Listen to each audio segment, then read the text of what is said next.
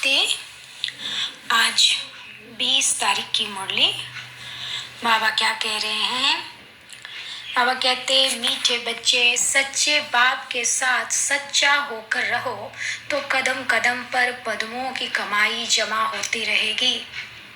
प्रश्न है, कौन सी प्राप्ति भगवान के सिवाय दूसरा कोई करा नहीं सकता है?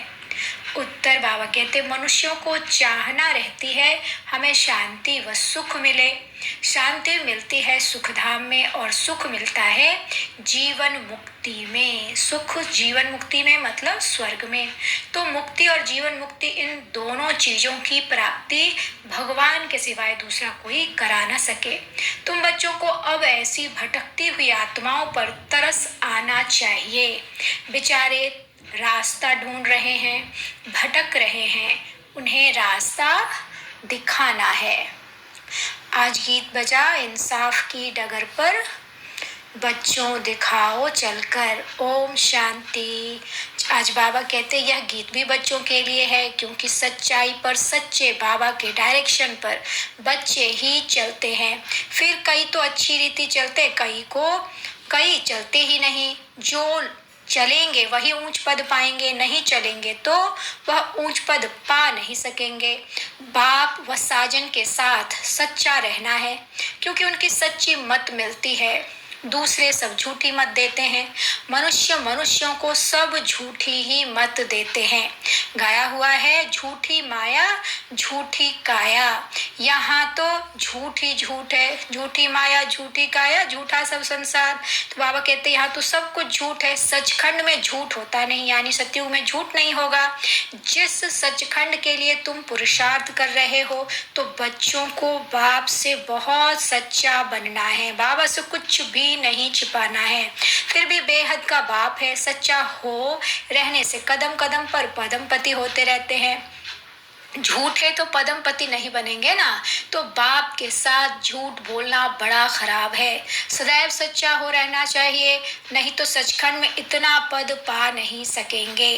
अच्छा, यह तो हुई बच्चों प्रति सावधानी। सचखंड में जाना है तो सत्यता की ही डोर पकड़नी होगी, एकदम सच्चे रहना होगा बाबा से।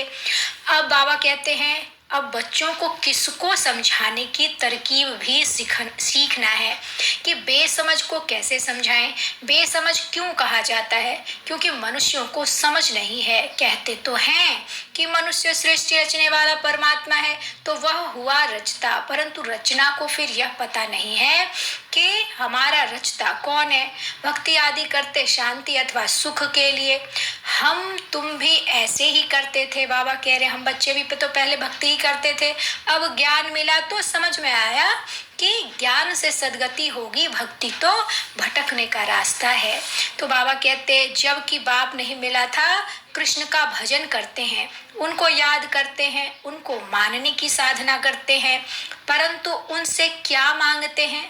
उन्हें मनाने की साधना करते हैं, परंतु उनसे क्या मांगते हैं कुछ पता नहीं रहता। कृष्ण को बाबा कहते कि मांगते उनसे हैं, उनको रिझाने की, मनाने की कोशिश भी सारी साधना करते हैं, लेकिन उनसे मिलता क्या है कुछ पता नहीं। हमारा रचने वाला कौन है कुछ भी नहीं जानते। तुम बच्चे जानते हो, जब तक बाप नहीं मिला था तो हम अनेक प्रकार के साधना भक्ति आदि करते आए। करते करते रिजल्ट क्या हुई? कुछ भी नहीं। सृष्टि को तो सत्तमो प्रधान बनना ही है, फिर इतनी जो साधना करते हैं उससे कुछ मिलता है व नहीं, यह विचार भी नहीं किया जाता। कोई सोचते भी नहीं कि हम जितनी जब तप तपस्या कर रहे, भूखे रह के शरीर को कष्ट दे रहे, तो उससे हमें क्या प्राप्ति मिल रही, और जो प्राप्ति है वो अल्पकाल का है या हमेशा का है। हम हमेशा के लिए दुख सुख से छूट रहे हैं, या थोड़ी देर छूटे आज इसके लिए, फिर कल दूसरे चीज के लिए मांगना शुरू कर दे, परसों तीसरे चीज के लिए। तो हम ये क्या कर रहे हैं? भटक रहे हैं। कमी कमजोरी एक पूरी है तो दूसरों को, दूसरे पूरी तो तीसरे की जरूरत हम पूरी करने में लग जाते हैं। तो बाबा कहते अब समझते हैं कुछ भी मिलता नहीं। हमको चाहिए क्या? यह भी कोई की बुद्धि में है नहीं। सन्यासी कहेंगे निर्वाण धाम में जाने के लिए हम साधना करते हैं, परंतु वह तो जिसको रास्ते का पता हो, होकर आया हुआ हो, तब तो रास्ता बता सके ना, और कोई तो रास्ता बता ही नहीं सकते। जो आते हैं उनको पुनर्जन्म तो लेना ही है, अंत तक पुनर्जन्म तो लेते आना है। जब तक सृष्टि का विनाश हो व सृष्टि रूपी झाड़ जड़ीभूत हो, तब तक तो सबको रहना ही है यहाँ, तब तक पाठ बजाना है। मनुष्य कईयों के लिए समझते हैं फलाना ज्योति ज्योत में समाया, वैकुंठवासी हुआ, वह स्वर्ग पधारा। अब वास्तव में स्वर्ग में तो पधारा कोई नहीं है। स्वर्ग कहाँ होता है, निर्वाण धाम कहाँ होता है, वहाँ क्या होता है, वहाँ जाकर फिर आना कब होता है, कुछ भी नहीं जानते। तुम सब कुछ जानते हो, नंबरवार पुरुषार्थ अनुसार बाबा ने तो सारा ज्ञान दे दिया। अब हमको जितना पुरुषार्थ हमने किया है, जितना निश्चय से इस पढ़ाई को पढ़े हैं और जीवन में धारण किया, उतना हमको सब कुछ स्पष्ट क्लियर होता चला जाएगा। इसलिए बाबा कहते पुरुषार्थ अनुसार नंबरवार। कोई भी आए तो उनसे पूछना चाहिए हम तुम क्या चाहते हो, गुरु करते हो तो दिल में क्या चाहना क्या है। वास्तव में उनकी चाहना को तुम ब्राह्मण ब्राह्मणिया जानते हो। चाहना क्या रखनी चाहिए, किस बात की रखनी है, यह भी कोई नहीं जानते। क्या हमको चाहिए ये भी सही रीति पता नहीं है दुनिया में। यहाँ कुछ अच्छा नहीं लगता तो इनसे छुटकारा पाने की साधना करते हैं। अब जाने के लिए धाम है दो, निर्वाण धाम वह जहाँ शांति है, शांति धाम, और वहाँ आत्माओं का निवास होता है। क्या तुम उस धाम में जाना चाहते हो, बाबा पूछ रहे। तुम बच्चों को तरस पड़ना चाहिए, बेचारे भटकते रहते हैं, रास्ते को जानते ही नहीं। गाइड है कि एक वह सभी को दुखों से छुड़ाए, सुखधाम में ले जाए। वह जीवन मुक्ति बनाने वाला एक ही है शिव बाबा। वह जब तक न आए तब तक कोई को भी मुक्ति, जीवन मुक्ति की प्राप्ति हो नहीं सकती। यह दोनों प्रॉपर्टी है ही एक बाप के पास, जीवन मुक्ति और मुक्ति, शांति धाम और सुख धाम, स्वर्ग।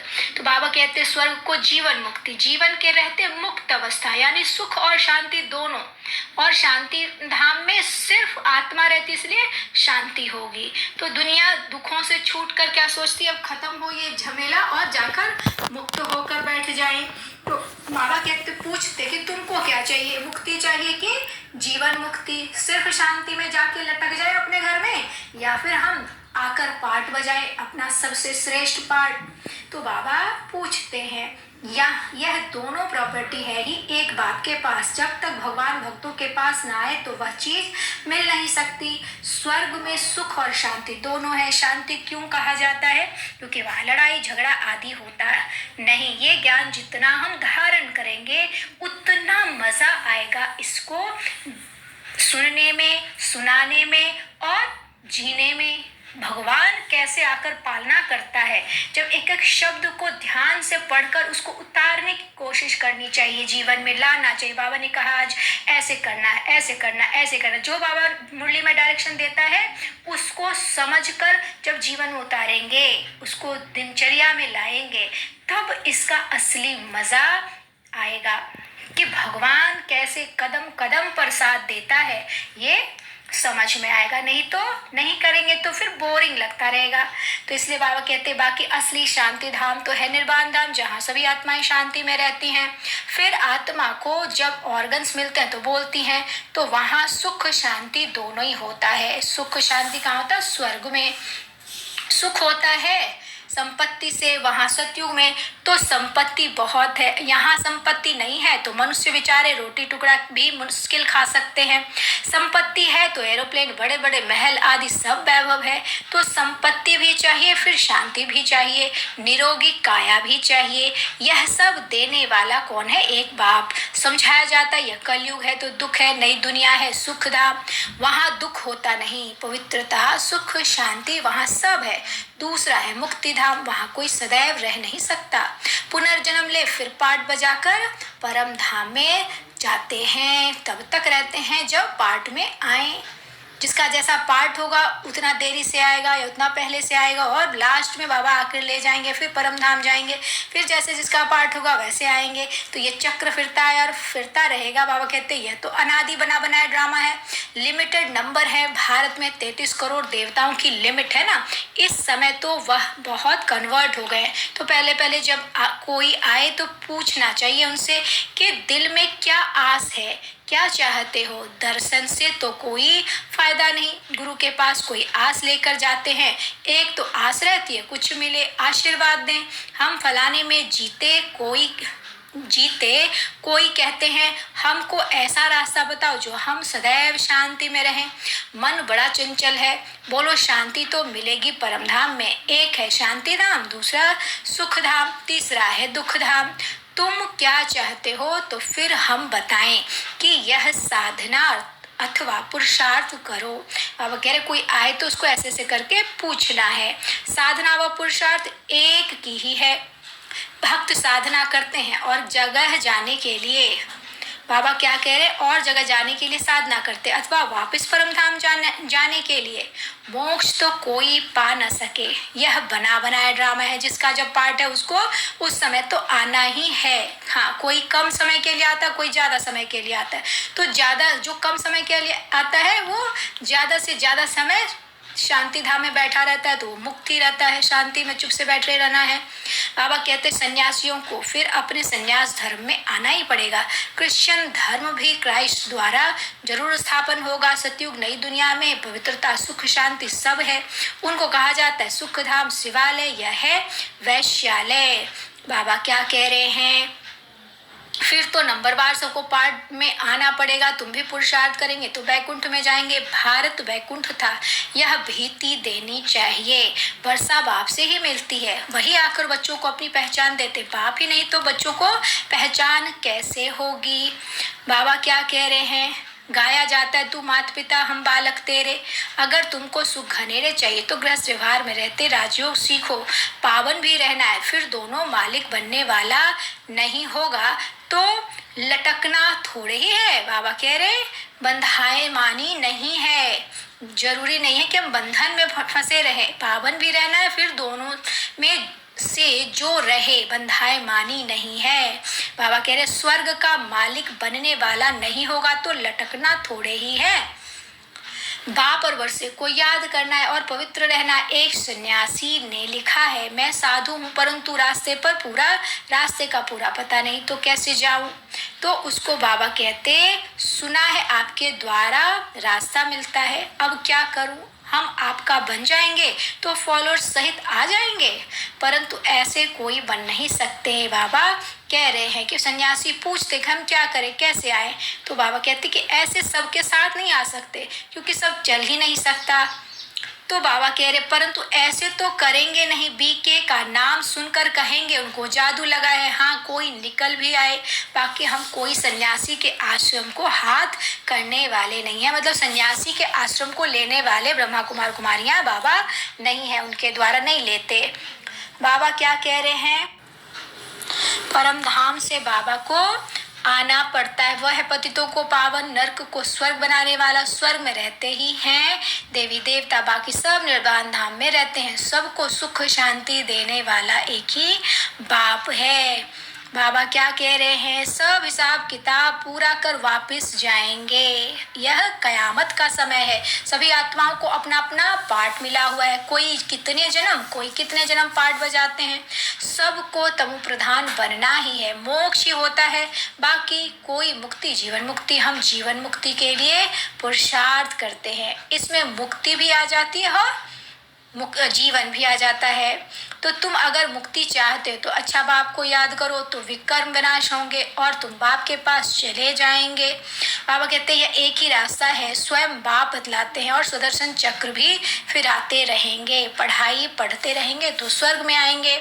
तो सन्यासियों को फिर गृहस्थ व्यवहार में जाना पड़े, हिम्मत चाहिए। बाबा क्या कह रहे हैं, कुछ भी हम जो सीख रहे, पढ़ाई जो कर रहे, राजयोग जो है उसमें कुछ भी छोड़ना नहीं है। दुनिया में रहते, गृहस्थ व्यवहार में रहते हिम्मत से ज्ञान उठाना है और सबकी जिम्मेदारी लेते हुए सब संपूर्ण पवित्र बनकर चलना है। बाबा कहते हैं ये एक ज्ञानेश्वर गीता है जिसमें यह लिखा हुआ है, बोला एक बच्चा देकर संन्यास करो तो कुल की वृद्धि होगी, फिर तो कोई बाल ब्रह्मचारी हो ना सके। बाबा कहते ऐसे तो फिर कोई बाल ब्रह्मचारी नहीं हो सकते हैं। बाल ब्रह्मचारी भीष्म पितामह का तो बहुत मान है ना, परंतु मनुष्य तो एक दो पर एतबार यानी विश्वास भी नहीं करते हैं। समझते हैं गृहस्थ में रहते और विकार में न जाएं, यह नहीं हो सकता। लेकिन उन्हों को कोई भगवान सर्वशक्तिवान की मदद थोड़ी ही है। कह रहे बाबा सन्यासियों के लिए, वो सोचते कि गृहस्थ में रहते पवित्र कैसे रह सकते हैं, तो बाबा कहते कि यहाँ तो पवित्रता की धारणा स्वयं सर्वशक्तिवान बाबा करवाता है, उसकी मदद से ही ये कर सकते हैं। बाकी दुनिया में जैसे सोचते हैं वैसे नहीं है। न कोई में राजयोग सिखाए स्वर्ग की स्थापना करने की ताकत है, सबको दुखों से छुटकारा दिलाकर सुख में ले जाना यह सिवाय परमात्मा के कोई कर नहीं सकता। दोनों दरवाजों की चाबी बाप के पास है। कौन से? मुक्ति और जीवन मुक्ति दरवाजों की चाबी। स्वर्ग का फाटक खुलता है तो मुक्ति का भी खुलता है। मुक्ति में जाना सिवाय स्वर्ग में, मुक्ति में जाने सिवाय स्वर्ग में जा नहीं सकते, मतलब परम धाम में तो जाना ही है, फिर हम तुरंत स्वर्ग में आ जाते हैं। दोनों गेट्स इकट्ठे खुलते हैं। बाबा कह रहे हैं अच्छा मीठे मीठे सिक्की लदे बच्चों प्रति माता पिता बाप दादा का याद प्यार और गुड मॉर्निंग। रूहानी बाप की रूहानी बच्चों को नमस्ते। हम रूहानी बच्चों की रूहानी बाप दादा को नमस्ते बाबा, नमस्ते। शुक्रिया बाबा, शुक्रिया। धारणा के लिए मुख्य सार पहला, मुक्ति के लिए बाप को याद कर विकर्म विनाश करने हैं और जीवन मुक्ति के लिए स्वदर्शन चक्रधारी बनना है। पढ़ाई पढ़नी है और पढ़ानी है। बाबा कहते दूसरा, रहम दिल बनकर भटकने वालों को घर का रास्ता बताना है। मुक्ति और जीवन मुक्ति का वर्षा हर एक को बाप से दिलाना है। आज का वरदान, रूहानियत में रहकर स्वमान की सीट पर बैठने वाले सदा सुखी सर्वप्राप्ति स्वरूप भव। रूहानियत में रहकर यानी आत्मिक स्थिति में रहकर स्वमान की सीट पर कौन हूँ मैं आत्मा शांत स्वरूप, मैं प्रेम स्वरूप, मैं सुख स्वरूप, मैं संपूर्ण पवित्र आत्मा हूँ, मैं मास्टर सर्वशक्तिवान हूँ। ये हमारे स्वमान है। स्वमान तो बहुत है, अनगिनत है। मैं स्वदर्शन चक्रधारी आत्मा हूँ। आत्मा के लिए जो भी बाबा ने कहा मुरली में वो सब स्वमान है। मैं श्रेष्ठ आत्मा, मैं महान आत्मा, मैं पवित्र आत्मा, मैं दयावान आत्मा, मैं मास्टर दुखहर्ता सुख करता, मैं ब्रह्मा मुख वंशावली, ब्राह्मण कुलभूषण, ये सारे स्वमान हैं। बहुत सारे अनगिनत हैं, लेकिन इन स्वमान का जितना हम प्रैक्टिस करते हैं, सबसे बड़ा स्वमान है मैं मास्टर ज्ञान सूर्य और मैं मास्टर सर्वशक्तिवान हूँ। इसका जब हम आत्मा के ऊपर कॉन्सेंट्रेट करके, पॉइंट ऑफ लाइट में आत्मा बिंदी, इस पर जब हम कॉन्सेंट्रेट करके इसका अभ्यास करते हैं तो इससे हमको अपार शक्ति मिलती है। मैं मास्टर ज्ञान सूर्य, तो ज्ञान की इतनी अच्छी धारणा होने लग जाती है, बाबा के ज्ञान इतने अच्छे तरह से समझ में आने लगता है कि फिर पता लगता है कि ये डायरेक्ट परमात्मा का कैसे ज्ञान है, सच्ची सच्ची गीता है। तो इसलिए बाबा कहते हैं वरदान के रूप में रूहानियत में रहकर सुमान की सीट पर बैठने वाले सदा सुखी सर्व प्राप्ति स्वरूप भव। हर एक बच्चे में किसी न किसी गुण की विशेषता है, सभी विशेष हैं, गुणवान है, महान है, मास्टर सर्वशक्तिवान है। यह रूहानी नशा सदा स्मृति में रहे, इसको ही कहते हैं स्वमान। इस स्वमान में अभिमान आ नहीं सकता। अभिमान की सीट कांटों की सीट है, इसलिए उस सीट पर बैठने का प्रयत्न नहीं करो। अभिमान में नहीं आना है, स्वमान में ही रहना है। रूहानियत में रहकर स्वमान की सीट पर बैठ जाओ तो सदा सुखी, सदा श्रेष्ठ, सदा सर्व प्राप्ति स्वरूप का अनुभव करते रहेंगे। आज का स्लोगन, अपनी शुभ भावना से हर आत्मा को दुआ देने वाले और क्षमा करने वाले ही कल्याणकारी हैं। अच्छा, ओम शांति।